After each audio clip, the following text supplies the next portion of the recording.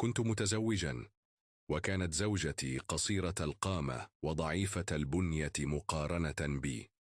أما أنا فقد كنت أتمتع بطول فارع وعضلات كثيرة، فقد منحني الله جسما رياضيا ضخما.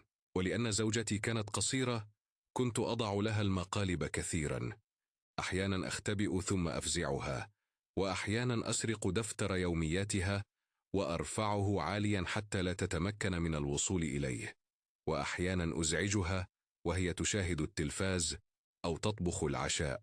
كنت مستمتعا جدا بإزعاجها، فأنا أحب رؤيتها وهي تحاول النيل مني ولا تستطيع. أما هي فكانت في البداية مستمتعة بهذه التصرفات، لكنني لاحظت لاحقا أنها بدأت تقلق من أفعال الصبيانية.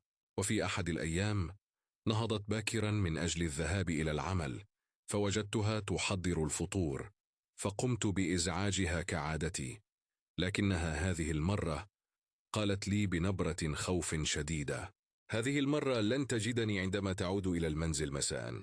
ظننت أنها تمزح، فهي دائما ما كانت تهددني بنفس الطريقة، لكن عندما عدت مساء إلى المنزل ناديتها فلم ترد.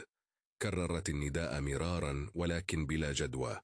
بحثت عنها في أرجاء المنزل فلم أجدها، حتى وصلت إلى المطبخ فوجدت ورقة معلقة وقد كتب عليها: اعتني بنفسك فأنا لن أعود.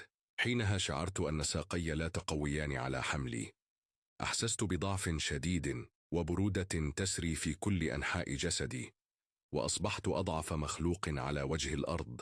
أدركت حينها أن تلك الصغيرة القصيرة كانت مصدر قوتي. أسندت ظهري على الحائط وجلست أبكي كطفل صغير، إلى أن لمحت شيئا يتحرك تحت مائدة الطعام. سمعت ضحكات خفيفة. نعم، لقد كانت هي. دفعت نحوها بكل قوة، أما هي فقد كانت تضحك بشدة.